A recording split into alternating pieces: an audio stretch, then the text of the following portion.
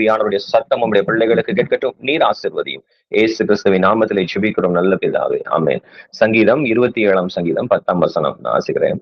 என் தகப்பனும் என் தாயும் என்னை கைவிட்டாலும் கர்த்தர் என்னை சேர்த்துக் கொள்வார். இந்த இடத்துல இருக்கும், தகப்பனும் தாயும் என்னை கைவிட்டாலும் கர்த்தர் என்னை சேர்த்துக் கொள்வார். அதாவது தாவீதினுடைய சூழ்நிலைகள் அப்படிப்பட்ட சூழ்நிலைகளா இருந்துச்சு. அதாவது தாவீது தகப்பனால தாயால அங்கீகரிக்கப்படாத ஒரு மனுஷனா இந்த வசனத்தை, இந்த பாடலை பாடும் பொழுது அப்படி எழுதியிருப்பாரு. பட் ஆனா ஆண்டவர் அது என்ன மீனிங் அப்படின்னா, ஒரு தகப்பன் ஒரு தாய் இருந்து ஒரு பிள்ளைக்கு செய்கிறதை காட்டிலும் அதிகமான நன்மைகளை கர்த்தர் செய்ய முடியும். ஒருவேளை நம்ம தகப்பனா தாயா நம்ம பிள்ளைகளுக்கு ஒரு லெவல் வரைக்கும் நம்ம அவங்களுக்கு நன்மைகளை கொண்டு வரலாம், நம்ம அவங்கள நம்ம கேர் பண்ணலாம், நம்ம அவங்களுக்கு ஆசீர்வாதங்களை கொண்டு வரலாம். பட் ஆனா அதை காட்டிலும் ஒரு பெரிய ஒரு நன்மை, அதாவது தகப்பனும் தாயும் ஒருவேளை நிறைய பிள்ளைகளுக்கு அப்படி இல்லை, அந்த அந்த சூழ்நிலையில ஒரு தகப்பன் ஒரு தாய் இருந்து அந்த பிள்ளைகளுக்கு செய்ய வேண்டிய நிலைமையில கர்த்தர் அவர்களுக்கு நன்மை செய்வார். அதுதான் ஒருவேளை நம்ம ஒரு பிள்ளைகள், சில பிள்ளைகளுக்கு எல்லாம் சின்ன வயசுலயே தாய் தகப்பனை அந்த மாதிரி இழந்து கஷ்டப்படுறாங்க. பட் அந்த பிள்ளைகளுக்கு இந்த வேர்டு வந்து அருமையா, எவ்வளவோ பிள்ளைகளுக்கு இந்த வேர்டு சாட்சியா சொல்லுவாங்க. தகப்பன் இல்ல, தாய் இல்ல, பட் ஆனா ஆண்டவர் என்னை கைவிடல, என்னை சேர்த்து கொண்டார். அதுதான் ஆண்டவருடைய சுபாவம். நீங்க நல்லா கவனிச்சு பாத்தீங்கன்னா, சங்கீதம் 110 ஒரு வசனம் இருக்கும். நீ மெல்கி சேதக்கின் முறைமையின்படி என்றைக்கும் ஆசாரியராய் இருக்கிறீர் என்று கர்த்தர் ஆணையிட்டார், மனம் மாறாமல் இருப்பார்.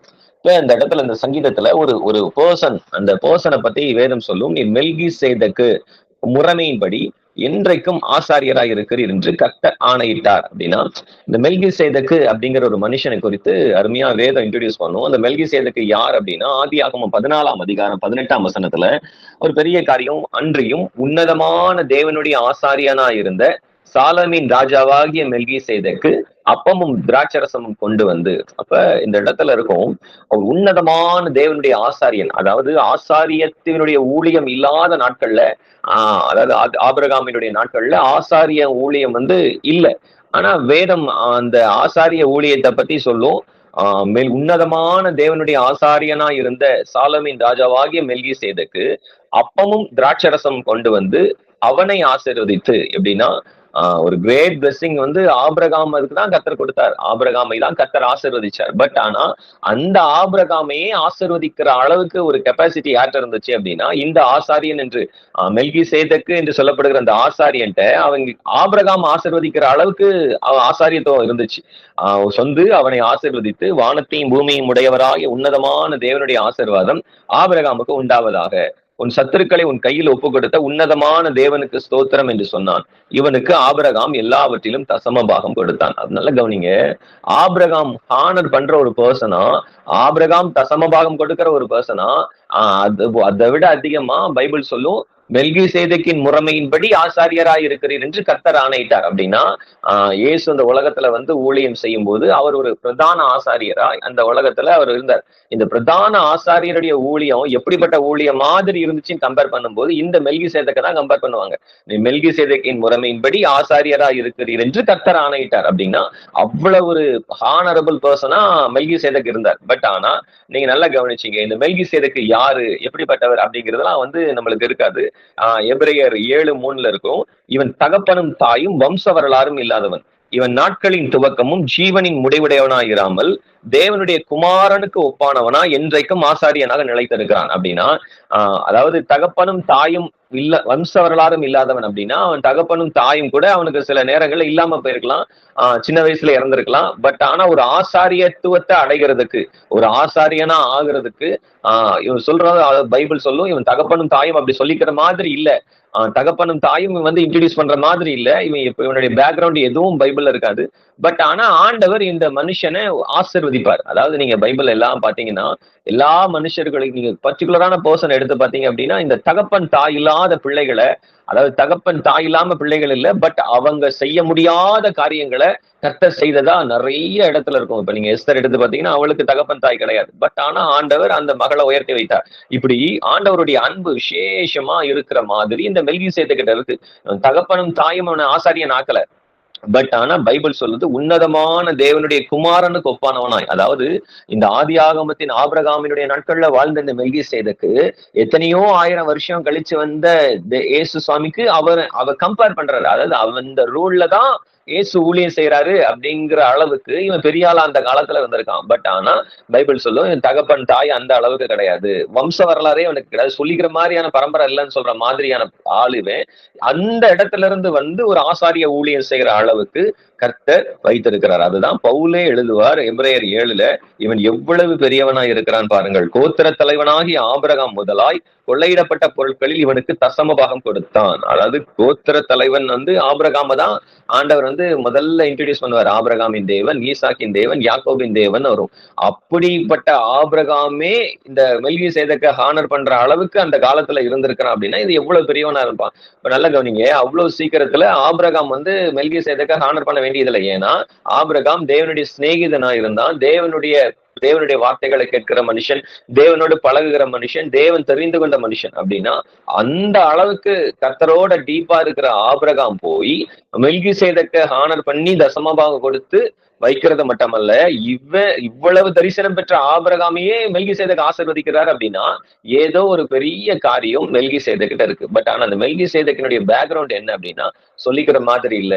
தகப்பன் தாய் யாருன்னு பைபிள் இன்ட்ரடியூஸ் பண்ணல, தகப்பன் தாயினுடைய பிளெஸிங்ஸ்ல இவன் வரல. பட் ஆனா ஆண்டவர் இவருக்கு ஒரு ஆசாரியத்தை கொடுத்திருந்திருக்காரு. அப்படின்னா பைபிள் சொல்லும் மெல்கி சேதக்கின் முறைமையின்படி நீர் ஆசாரியரா இருக்கிறீர் என்று கர்த்தர் ஆணையிட்டார். அப்படி நல்ல கவனிங்க, இயேசு அந்த உலகத்துல ஊழியம் செய்யும் போது ஒரு பிரதான ஆசாரியருங்கிற ஒரு ரோல்ல அவர் வருவார். ஆனா அவர் ஆசாரியர் அப்படின்னு பைபிள் இன்ட்ரடியூஸ் பண்ணாலும் ஒரு மனுஷனை கம்பேர் பண்ணி இயேசுவ சொல்ற அளவுக்கு இந்த மனுஷன் பெரிய ஆளா இருந்திருக்கான். பட் ஆனா இந்த பெரிய ஆளா இருக்கிற இந்த மனுஷனுடைய பேக்ரவுண்ட் வந்து அந்த அளவுக்கு இல்லைன்னா நம்ம நல்ல கவனிங்க, நம்ம ஒருவேளை நம்ம தகப்பன் தாய் செய்ய முடியாத காரியங்களை கர்த்தர் நமக்கு செய்ய வல்லவரா இருக்கிறார். நம்முடைய தகப்பன் தாய் ஒருவேளை ஒரு லெவலுக்கு தான் அவங்களால இது பண்ண முடியும், டீச் பண்ண முடியும், நம்ம அவங்களுக்கு நன்மை கொடுக்க முடியும். ஆண்டவர் அப்படியா முடியாது. பட் ஆனா ஆண்டவர் அதனால அந்த வசனத்தை சொல்லுவோம், தகப்பனும் தாயும் உன்னை கைவிட்டாலும் அப்படின்னா உனக்கு நன்மை செய்ய முடியாம போனாலும், அவங்க ஒரு எல்லையில வந்து உனக்கு ஹெல்ப் பண்ண முடியாம போனாலும் கர்த்தர் உங்களை சேர்த்துக் கொள்வார். கர்த்தர் நம்மை சேர்த்துக் கொள்வார். கர்த்தர் நம்மை அங்கீகரிக்கிற தேவனா இருக்கிறார்.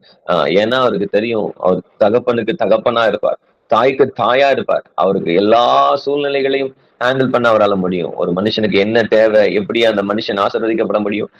இதுதான் ஆண்டவருடைய சுபாவம். யோவான் 11:11 அதிகாரத்தை நீங்க வாசிச்சு பாத்தீங்கன்னா தெரியும்.